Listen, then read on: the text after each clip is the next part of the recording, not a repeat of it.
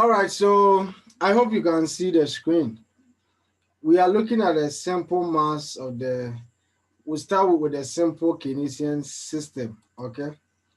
Uh, in this system, at equilibrium, we assume that output is equal to aggregate expenditure. Okay, so Y should be equal to E. And we know that our expenditure is the spending made by individuals or consumers, known as consumption. The expenditure made by firms, called the investment, and then the spending of the government, called the GIN, the government expenditure. Okay, so this is the initial equilibrium point that we'll be using. That's what they mean by ex ante, before the model. This is the equilibrium condition that we are holding. Okay, but we also know that when you have Marvin is here. Santa. I think God is a Santa. Marvin, you are welcome. You are welcome.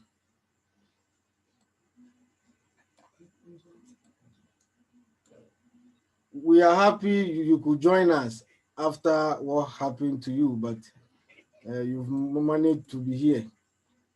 You are such a darling Santa.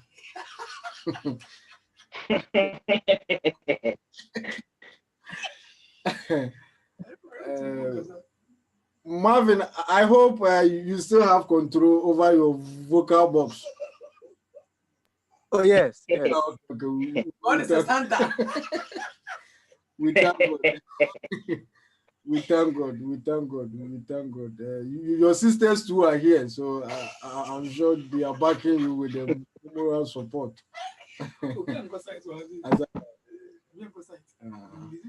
Okay, right. So let's continue. We also know that when you have your income, okay, Marvin, we just started, okay.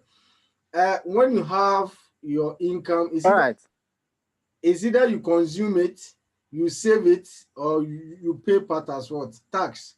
So our income is seen as the sum of consumption, savings, and then the tax, the value of tax that the individual will pay to the government. So with equality, we can say that instead of this Y, we can put the sum of CS and then T here. So CIJ should be equal to CS and then T. That's what we have here. So we can cancel the C out. So canceling the C out, we are getting the sum of investment and government expenditure should be the same as the sum of savings and then taxation. Okay. So this means that the injections are the same as what? The leakages. Okay. Savings and taxes are seen as leakages in a secular term. Okay. It's taken away from the national income, and then investment and government expenditure is adding up to the national income. So this part is the injection, and then this part is the leakage. Okay, is the leakage. So at equilibrium, per the ex ante definition, is either Y is equal to government expenditure, aggregate expenditure, or when we add investment and government expenditure, we are supposed to get the same as when we add savings and then taxation. Okay, so in case you are asked to find equilibrium Y, depending on the variables that you'll be given, you can choose to use the leakages and then the injections approach, or you can just straight away use the output market, where we equate Y to expenditure. Okay, right. So let's look at the components of aggregate demand. What are the components of aggregate demand? The first one is consumption. Okay, and the consumption variable in this model is endogenous, which means that its value is determined in the model.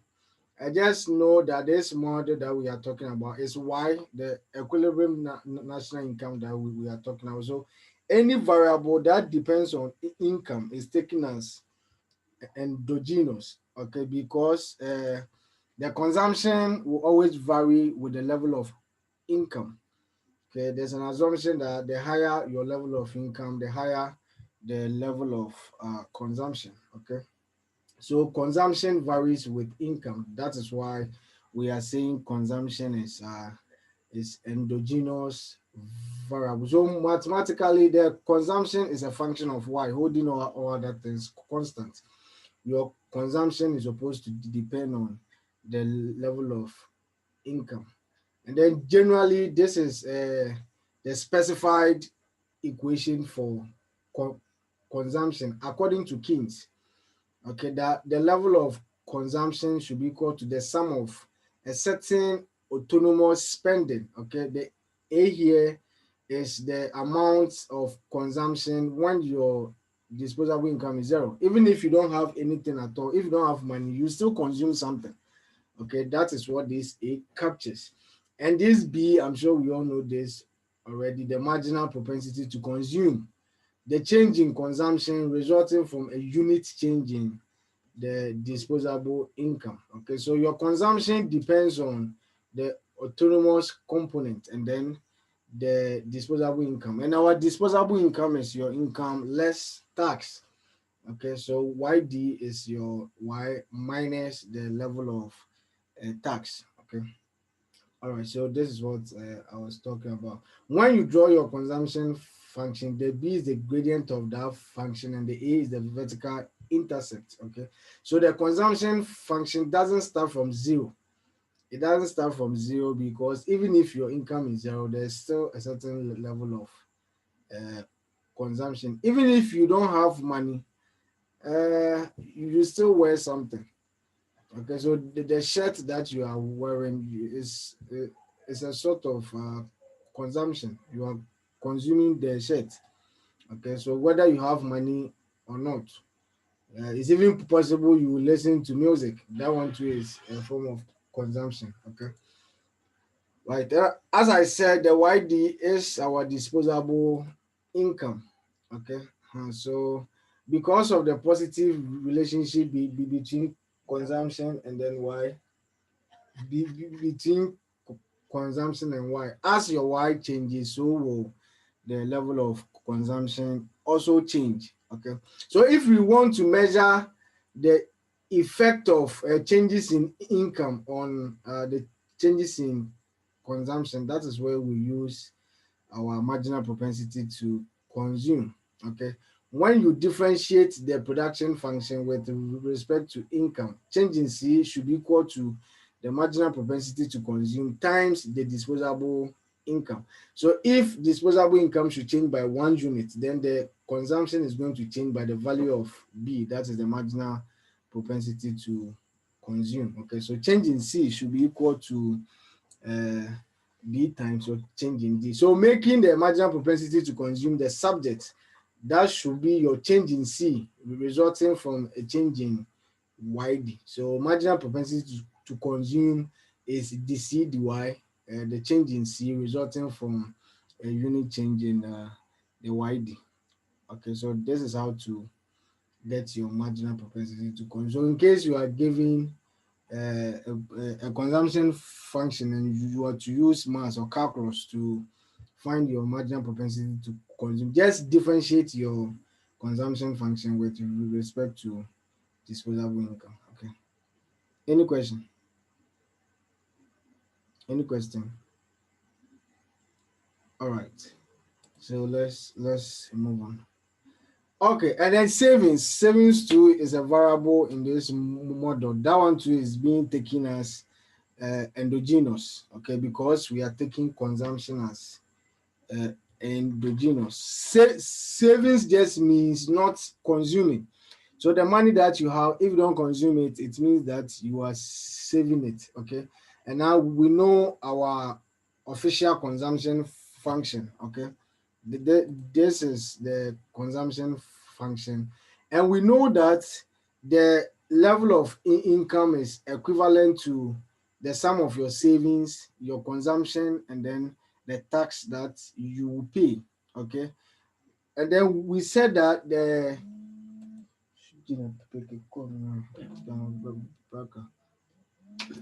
Okay, and then we said that the disposable income is your income minus the level of tax. Okay, so from here, y minus t should be equal to the sum of consumption and then savings. Okay, so y minus t is our disposable income. Okay, so making s the subject here, we are getting s is equal to yd minus c. 1 minute. It means any man, so right. So our savings is equal to disposable income minus the consumption level. Okay, that is from here. Y should be equal, S should be equal to the YD. I mean, it's Y minus T minus C, and Y minus T is our disposable income. So S should be equal to disposable income minus the level of uh, consumption. But we know that our consumption is the sum of the autonomous and then the income induced component. Okay, so substituting this for the C, we'll have YD minus the autonomous minus the income induced component. So we have S is equal to YD minus A minus BYD. Okay. So now S should be equal to minus A, then YD minus BYD. So we could just factor the YD out. So the savings function is giving us minus A. Then we have our 1 minus B uh, times the disposable income. So what this also means is that as your income is changing, so does your level of savings. Okay, the higher the level of income, the higher the level of savings. Okay, so this one too, if you want to measure the change in savings resulting from a change in disposable income, you differentiate your savings function with respect to your disposable income. So the S, the YD should be equal to 1 minus B. Okay, 1 minus B. Okay, so if you want to know the amount that savings is going to change if disposable income should change by 1 unit, you divide the AS by changing YD. So the S, the YD becomes the 1 minus B. The 1 minus B is the marginal propensity to save. Okay, so 1 minus marginal propensity to consume is marginal propensity to save. In your free time, just prove that if marginal propensity to consume is B, then the marginal propensity to save is 1 minus B. Did you get a question? Use No. use calculus to prove that if marginal propensity to consume is B, then the marginal propensity to save is 1 minus B. Did you get that? Yes. Okay, so you cannot try that when you are free. It's just like some 4 lines, people. Okay. All right. Okay. So now we've spoken about consumption and then savings. We are still on the components of the AD, and investment too is part. Okay, investment is part. Government expenditure too is part. We are assuming that these are exogenous variables for the simple Keynesian model. We are just assuming that these variables are going to enter the model with their own uh, values. Okay, they don't depend on any of the variables in the model. It's just an assumption. So we'll take investment as I0. Okay, it won't always be like that, but for now, we are assuming that investment is autonomous just because we are holding interest rate constant. Last week we saw that investment depends on interest rate. Okay, but now we are assuming that interest rate is constant. So if interest rate is constant, then investment is exogenous. But we are going to relax that assumption later. Investment can even depend on the level of income when we start with the ISLM. we will see that even investment doesn't only depend on interest rate, but it also depends on the level of income. Okay, so I for now will be taken as I0. As for Jane, it will always be taken as autonomous in this course. But don't be surprised. Government expenditure too depends on the national income. But for this level, we are just assuming Jane 2 is autonomous. But for taxes, taxes can be exogenous or endogenous depending on uh, the kind of policy that the government wants. It can just be autonomous when the total tax is equal to the lump sum tax. So this one, the tax doesn't depend on income. But when we bring the income induced component, that's the tax rate, then you see that the total tax will depend on the lump sum tax and then the income induced tax, which is the tax rate times the level of national income. Okay, so T is equal to T0 and then the T1. All right, so these are the components of the, how do we call it, the aggregate demand function. Okay, consumption, savings, investment, government expenditure, and then the tax. Okay, so now we are saying that output, which is Y, is equivalent to aggregate supply. Okay, and also uh, expenditure is equal to aggregate demand. And we stated earlier that Y is equal to E. When your income is equal to your expenditure, it means that aggregate supply to is equal to what? Aggregate demand. We said E is the sum of consumption, investment, and then government expenditure. This is the simple model. We are even assuming that there's no international trade. We know that when we add international trade, then aggregate demand changes. But this one is just a simple model. So uh, expenditure is just the sum of consumption, investment, and government spending. Okay. So this means that at equilibrium, AS is equal to AD or Y is equal to E. Okay, Y is equal to E, which means that Y should be equal to the sum of consumption, investment, and then government expenditure. And these are the definitions for the various components. This is the consumption function as stated by Keynes. And then this is the disposable income, which is Y minus T. For now, we are taking the tax to be just autonomous. So T is equal to T0, I is equal to I0, and Gen2 is equal to Gen0. Okay, we'll relax all this, but for now, we are just taking this. Okay, any question?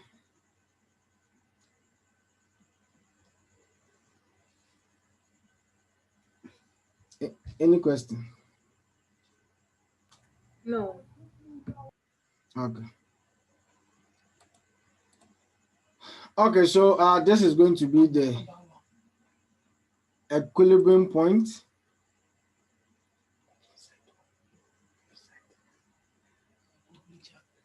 Okay, so this is the equilibrium condition. Okay, this is the equilibrium condition.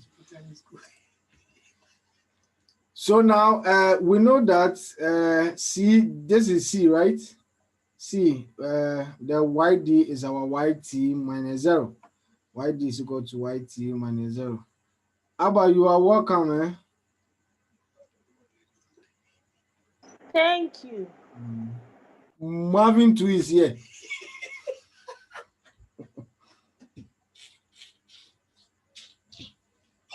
Okay, so this is our consumption level. This is investment, and then this is government expenditure. So we are trying to derive the equilibrium national income or output. Okay, right. So Y is equal to this one. We just expanded the income induced consumption. We have BY minus BT0. Then the investment is here, government expenditure too is here. So now grouping like terms, we are bringing this Y here. We have Y minus BY is equal to A minus BT0, I0, and then G0. Okay. So we factor Y out. When we factor Y out, we are getting 1 minus B is equal to A minus BT0, I0, and then the Gene zero. So if we want to make y the subject, we just divide through by 1 minus b. You see, you've done all these things before, right? Yeah, so these are just things that you already know. Just that here will be adding those policy myths just to know what is going to happen in the economy. So we are getting our y star to be what? Y star is equal to 1 over 1 minus b times a minus b t zero I zero and then the gene zero. So we call this portion, this one from a to the gene zero, we call it the autonomous expenditure. All these components are independent of y. They are all exogenous components. A doesn't depend on y, BT0 doesn't depend on y, and then I and Gen2 are, as we know already, are exogenous. Okay, so these ones are called the autonomous expenditure. And then we come to our 1 over 1 minus b. How do we call the 1 over 1 minus b?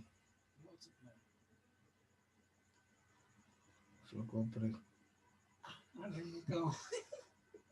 How do we, Marvin, how do we call the 1 over 1 minus b? The multiplier. Okay, so in case you have a question, we normally represent it by k. Okay, this is a simple one because we are talking about the simple Keynesian model. Okay, using only the lump sum tax. Okay, so but we'll be representing the 1 over 1 minus b by k. Okay, and then we normally represent the autonomous uh, expenditure A. So if this part is K, then we are having K by, we represent this whole portion by A bar, this part, the A to the Gen 0, okay? So our Y star should be equal to K times A, is equal to K times A. Okay, so now what we are trying to do now is to look at the changes in y resulting from an exogenous change in any of these components. If tax should increase or decrease, how is it going to affect the national income? If investment should change, if the government should change its spending, how will it affect your national income? So what we need to do is we will differentiate. If you want the effect of tax on y, you differentiate y with respect to the tax. Okay, you differentiate y with respect, that's what they are calling the delta. Okay, so first one, if there's a change in autonomous consumption, then its effect on y is going to be the k times Please come again. The tax. tax. The tax part, what I was trying to say, if there should be any change in tax, being it a decrease or an increase, how is that going to affect y? So you just differentiate y with respect to tax. The value that you get Oh, okay. Okay. should be the effect on y resulting from a unit change in tax. Okay, so we are starting from the A. So if there should be a change in autonomous um, consumption, then if you want its effect on y, then it's the k times what? The change in A. So if assuming we have our k to be say 5, this k is normally 5 or 4. If you get 10, be careful. 5 times, let's say the change in A is like 200 units. Okay, so if A should change by 200, then Y is not just going to change by 200, it is going to change by more than 200 units. And that amount is going to be the K, which is 5 times the 200, which is like 1,000, right? So if A should change by 200 units, assuming K is 5, then Y is going to change by 1,000 units. And know that the sign is positive, the coefficient here is positive. And as a result, there's a direct relationship between y and then a. So as a is increasing, so will y. Okay, so will y. All right, so that is for the effect of autonomous consumption on national income. And then for investment, the same way you differentiate Y with respect to investment, and that one too is your K times I. So with a similar analogy, if investment should increase, there's going to be an increase in Y because of the positive coefficient.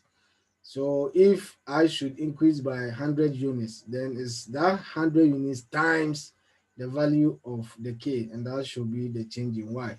If you want it with respect to J, you do the same thing. You differentiate Y with respect to J. Okay, so that one too, we are getting our K. We'll call that one KJ, we'll call this KI, this will be KA. The last one, tax. Check the tax one, okay? For tax, when you differentiate Y with respect to T, you'll be getting minus B over 1 minus B, okay? So the value that you get here, the minus B over 1 minus B, should be the value, the change in Y, which will result from a unit change in tax. So if tax should increase, but this one, let's take note of the sign. Okay, you see that this one, the sign is what? Is negative, which means that if there's an increase in tax, there's supposed to be a reduction in Y. Why is it that when we increase tax, then income will reduce? Why? Who can help me?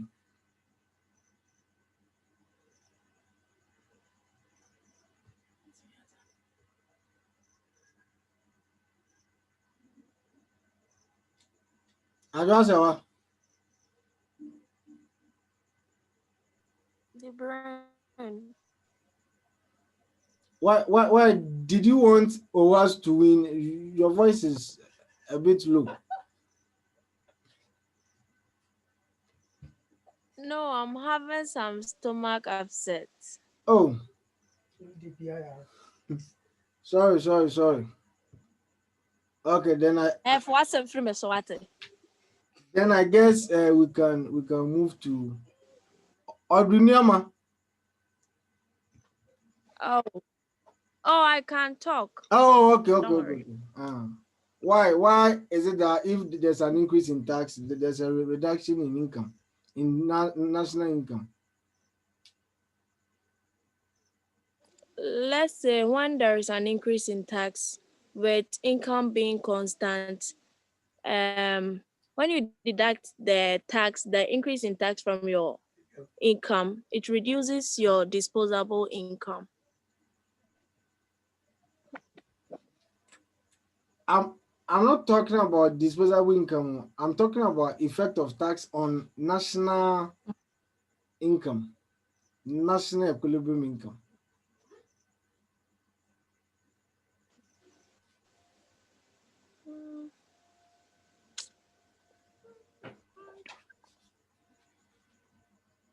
Crystal, can you help?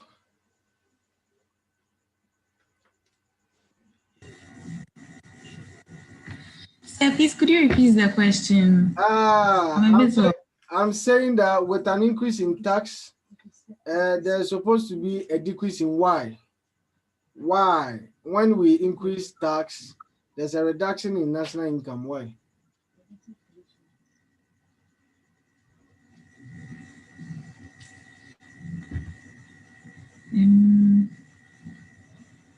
Sir, please, I'm not sure. So just say what To be you're honest. sure about.